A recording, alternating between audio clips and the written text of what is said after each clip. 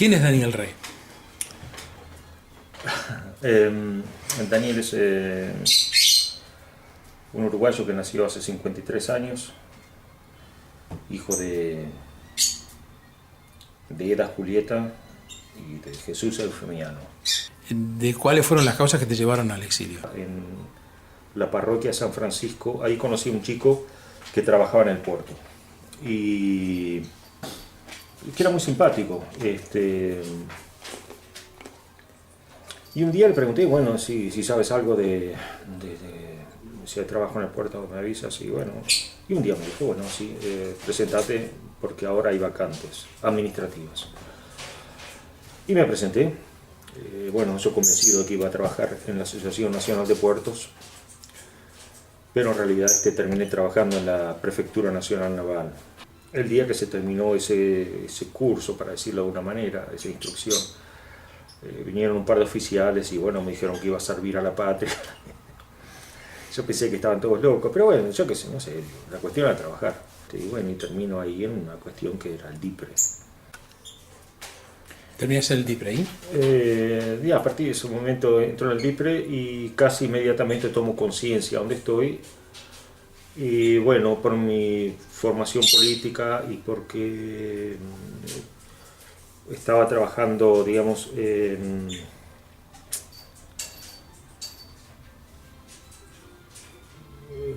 con grupos que tenían algo que ver en la lucha contra la dictadura, asumo desde el primer momento el rol que me correspondía en ese momento histórico. Y bueno, ahí empezó el periplaje ¿no? Entonces quedamos en que habías entrado a la DIPRE, tenés un trabajo oficina. Y administrativo. Administrativo, exacto. ¿Y en qué momento encontrás el archivo? Eso fue bastantes meses después, digo. Yo primero me vi confrontado con la tortura porque vi compañeros que estaban encapuchados, etcétera, etcétera. Que es un cuento muy largo, estaríamos días hablando de esto. Pero bueno, a los, digamos,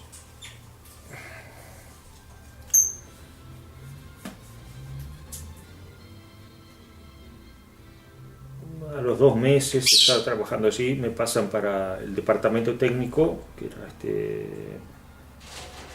gente que estaba bastante intelectualmente capacitada para hacer trabajo técnico, o sea, fotografía, peritajes, criminología. Me hacen un traslado. Y el oficial de aquel momento me dice que me da la orden, porque digo, no es que en el mundo militar a nadie se le pide algo, le da la orden y me dice, bueno, usted se encarga a partir de hoy del archivo, que era el archivo del departamento técnico. Y bueno, ahí quedé responsable, entre otras cosas, del archivo del departamento 2, que era técnico, la técnica. Y en las noches yo trabajaba 5 días por semana, tenía trabajo de oficina, y un día por semana tenía que quedarme 24 horas en el laboratorio. Y bueno, las noches que yo tenía que quedarme en el laboratorio utilizaba para buscar todos los legajos que estaban en el archivo, mapa por mapa, y ver lo que estaba registrado y lo que no. Ok, entonces, ¿cuándo es que encontrás las fotos de esta gente que había aparecido en las costas de Uruguay? De los famosos chinos. Yo pienso que yo encontré eso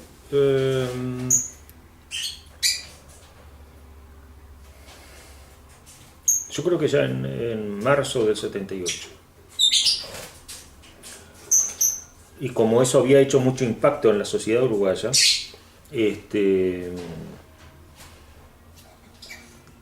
yo me di cuenta, bueno, era obvio de que todo es una patraña. Entonces entro a ver cómo fue identificada esa carpeta, ¿no? Y figuraban solamente NNs. Entonces,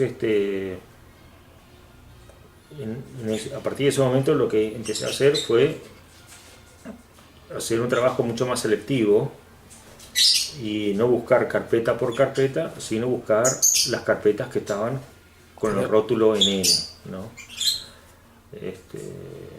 Y bueno, eso duró bastante tiempo, digo. La búsqueda no tiene que ver con el trabajo de compilación de información, porque eso fue después. Una vez que yo tenía registrados los documentos, digo, los documentos estaban allí, digo, no les iba a robar nadie. La compilación empezó recién a partir del final del 78, creo, hasta que me fui, más o menos, ¿no? Copiando los documentos, fotocopiándolos, no, fotografiándolos, copiándolos y microfilmando. Las fotos que aparecieron en la prensa últimamente, ¿fueron tomadas por vos? Algunas sí, otras no. Ok. Porque no, por ejemplo, en el caso que tú has comentado, llamado caso de los chinos, eso ocurrió en el 76, o sea que fue antes de mi ingreso. Digo, lo único que yo hice fue reproducir esos documentos y demostrar de qué manera se habían falseado la información, ¿no? Porque cuando un departamento técnico hace una pericia, los resultados de la pericia los utiliza el juez de instrucción como una parte de dictaminar qué es lo que ha pasado. Digo, si por ejemplo un cuerpo aparece con 3 balazos y tú dices, bueno, tiene hematomas, el juez no se va a poner a fijarse si hay balazos o hay hematomas. Si el perito criminal habla de hematomas, no habla de heridas. Claro, entonces, bueno, el juez por supuesto que mira todas las páginas. Entonces, bueno, lo que a mí me interesó muchísimo era mostrar de qué manera se había falsificado la verdad, ¿no? Que digamos, que uno pueda creer o no en el aparato judicial de nuestros países es otra historia. Pero esas son las reglas del juego. Exacto.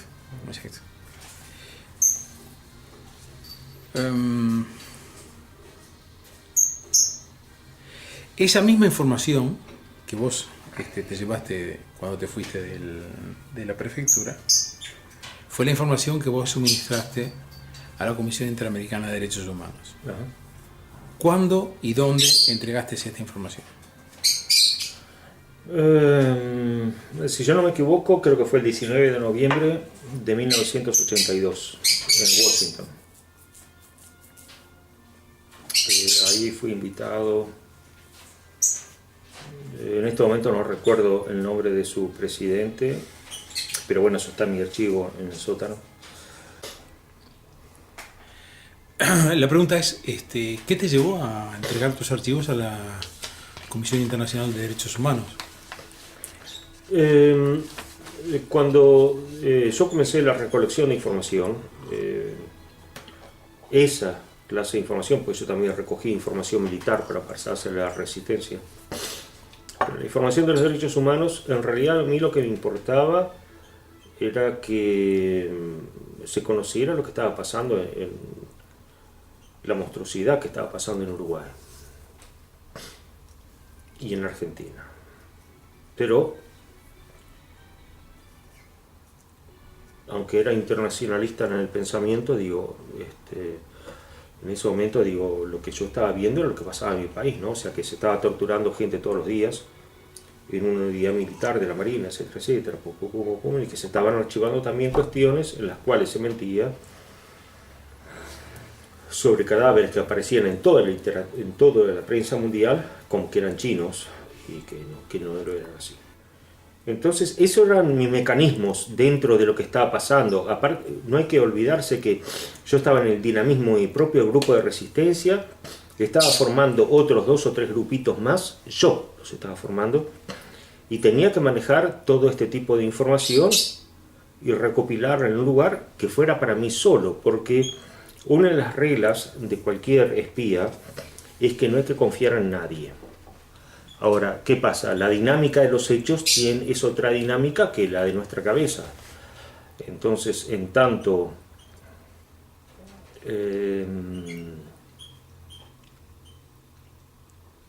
la recopilación de mi información se va haciendo mucho más fuerte, mi militancia con respecto a grupos de resistencia se va haciendo mucho más compleja, cuando yo me doy cuenta de que es muy probable que vaya a caer preso, los compañeros me aconsejan, primero, digamos, bajamos la militancia, ¿no? Digamos, en el sentido de que no nos contactamos más, ni por la calle, ni por teléfono, de ninguna manera, para mantener las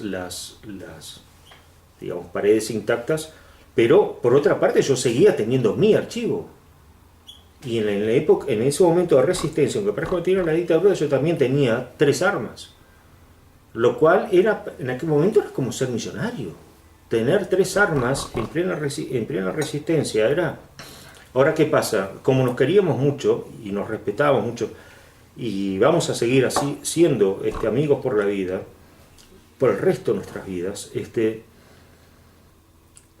meses después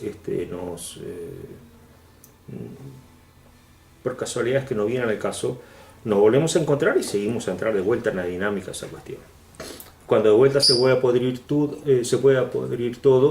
en el sentido de que nos damos cuenta, o yo me doy cuenta, que el Servicio de Inteligencia de la Marina, el N2, está detrás de mí, y también la OCOA, a través de la momia. Entonces el grupo piensa, bueno, lo mejor es que te vayas. Y bueno, en ese momento yo decidí, bueno, me llevo la información, la militar la tengo que quemar. Pasé cuestiones muy puntuales, pero quemé muchísimo, por desgracia. Y lo que atañía a los derechos humanos, sí, me lo llevo todo. Entonces, los compañeros del PDP en Brasil se portaron muy bien y brindaron una infraestructura para que yo pudiera sacar esos documentos los documentos para el exterior. Eso no pudieron asegurar la garantía de mi vida, porque en aquel momento en Brasil a mí y a mi ex mujer, a mi ex compañera, nos quisieron matar 3 veces. Pero bueno, cuando me encuentro, yo llegué aquí el 22 de diciembre, hace 31 años atrás, y sin exagerar, 2 semanas después me compré una máquina de escribir de plástico y empecé a escribir. ¿Por qué? Porque como venía de un servicio de inteligencia, sabía que la memoria, sobre todo la de, ¿cómo se dice en español? La de corto plazo, hay que recuperarla enseguida, ¿no? Pues la de largo plazo siempre se mantiene, la de corto no. Entonces empecé a escribir, no quiero exagerar, creo que finales de enero del 81, y un poquito de días después me encuentro con compañeros artistas de la vieja ROE PDP, y empezamos a trabajar en esto, y yo pongo mis condiciones de trabajo, pero fue una cuestión fructífera en el sentido de que